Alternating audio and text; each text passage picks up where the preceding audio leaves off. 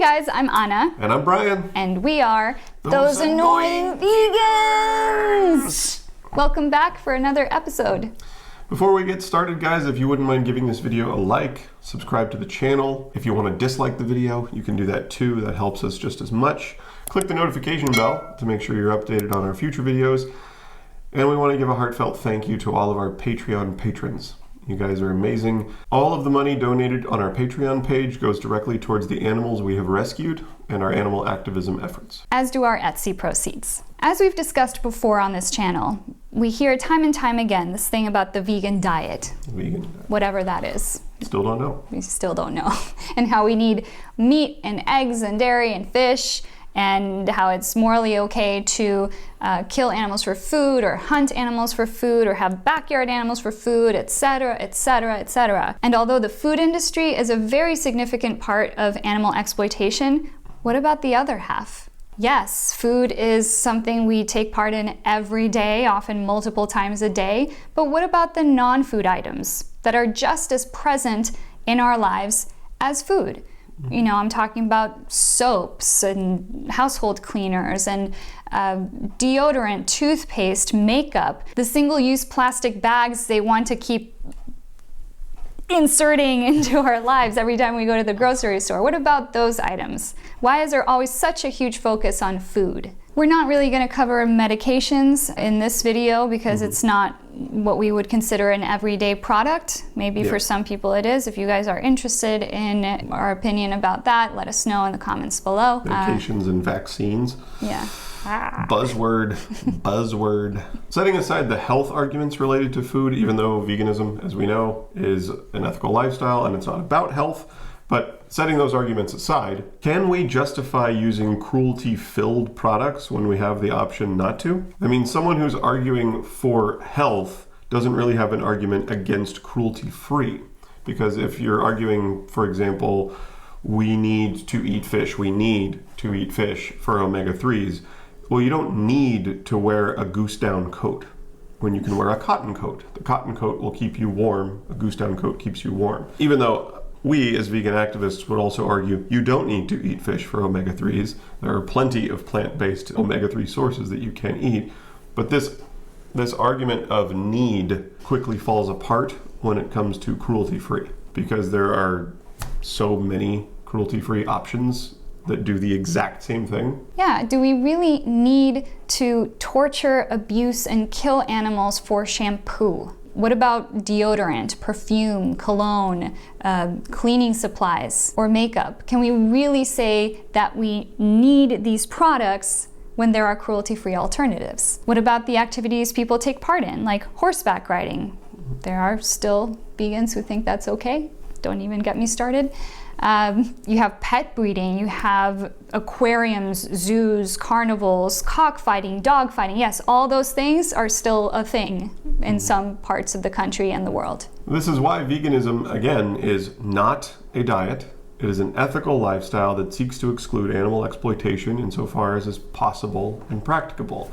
So why not research the non-food items that we purchase in the exact same way that we research the food items? Yeah, with just as much fervor and interest. And let's discuss some ways you can do this. Well, for one, you can check the label. Does it say cruelty-free and vegan? That's very important because they are not mutually exclusive. Oftentimes, companies might claim that their products are cruelty-free, but they might still contain animal-derived ingredients, and in many people's eyes, stealing the honey from bees is not considered cruelty. Animal cruelty. Towards animals, yeah. So check the ingredients as well. You want to look for ingredients like beeswax, honey, lanolin, gelatin, and oftentimes now the scientific names will have in parentheses next to them the colloquial English version so that you can understand what you're buying. Sometimes though that little bunny logo can be expensive, especially if you're a small company. We were actually told this by a Sephora employee one time as it pertains to makeup. But all it takes is a quick email to the company. Some products are accidentally cruelty-free as well, and it might just be that the company has not prioritized letting the customer know that the product is cruelty-free because it wasn't particularly popular or sought after, but it's only because that we as consumers have demanded to know that these companies are now starting to label their products with the cruelty-free logo because they know that it's now important to us. Yeah. So they're competing with other companies who might not. Something else you might want to do is to download a variety of apps. One of the ones we like to use is the Cruelty Cutter app. And all it takes is scanning a barcode. But you want to be careful because even the Cruelty Cutter app, recently we scanned the barcode of, what was it we scanned the barcode of? It was a Howard Feed and Wax, which is like a wood conditioner or polish. And it said that the product was cruelty-free, yet in the ingredients, beeswax. So Brian emailed the app, and they replied with the following email. Hello, thank you for contacting Cruelty Cutter. We can tell you that the addition of beeswax to a product will make that product non-vegan. The focus of our app is to determine whether a product is cruelty-free. We do not specifically track whether or not a product is vegan. The addition of beeswax to a product does not constitute cruelty to animals. We hope this is helpful. Kind regards, Cruelty Cutter team. This is pretty common in the cosmetics and beauty industry. I think "fuck bees" is the motto because beeswax, honey, those are not considered cruelty to animals. I guess bees are plants. The industry standard thing is to label beeswax and honey as cruelty-free, when in fact, we've made a video about this before, and you might want to check out Bite Size Vegan's video about honey. I think Earthling Ed just put out a video of why vegans don't eat honey. Yeah. So horribly exploitative. Yeah. Queen bees have their wings cut off.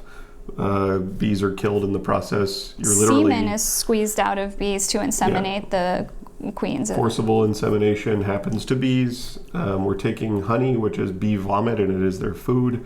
Beeswax is made out of the honeycomb. It's their home. So we're taking their home, taking their food, exploiting them for a product. So use these apps as a tool to contribute to the overall picture of purchasing vegan, cruelty-free products. Maybe we can do a little more activism when it comes to bees on our respective social media pages and raise awareness. And also, sometimes you might scan a particular product and it might not come up. They might just not have it in their database or inventory. Again, that's an opportunity for you to do a little bit of activism and email the company and find out. And then you can email the app and tell them what you found out, and so they can add it to their database. You can also follow @LogicalHarmony on Instagram.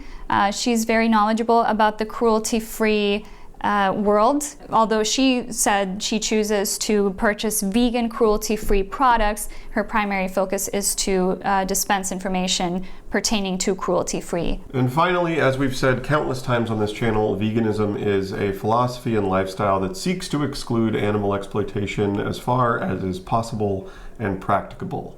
So it is about intention. It is about doing the best that we can do. The animal cruelty and the animal exploitation that goes on in the cosmetics and cleaning supply industries is just as unethical as the animal cruelty in the meat and dairy industries. Yeah, and just as horrific. I mean, you guys have seen the images and the footage. It's almost like scenes from a horror movie. I don't understand, I've never thought, I would like shampoo that cleans my hair and smells good, but I also want to blind a rabbit. That's really important to me, to blind a rabbit. The thing about and then kill them. Testing these products on animals, too, is that they can't always tell us how they're feeling. And don't they almost always get euthanized? It's like they test on them, see the result, and then they kill them. Euthanized because sometimes they're brutally killed. Yeah, well, yes, euthanization implies that it's kind in some way. It's not. But we're just needlessly killing animals for products that are oftentimes on the same shelf right next to the big name product that you would normally buy. And there's a huge variety now. Even if you go to Target, Walmart, like Sprouts, Ralph's, Kroger, wherever you shop for groceries or cosmetics, CVS, Rite Aid, there's a huge amount of cruelty-free products on the shelves now. Yeah, we've seen an upsurge in the logos. So the next time you go to the store with the intention of purchasing a cruelty-filled product, which maybe you knew or didn't know it was cruelty-filled, but really make an effort to find out. And if you find out that it is not cruelty-free and you still want to purchase that product, ask yourself why. Is there an alternative? Could you choose something else and save a life? And are you willing to do so? So that's all for this video, guys. We really appreciate you taking the time to watch, and we will see you in the next one. Bye. Bye.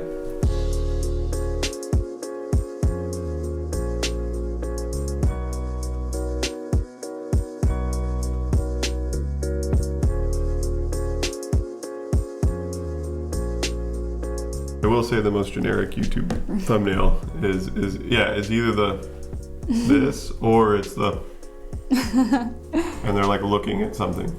They'll be like, "What did Trump just say?"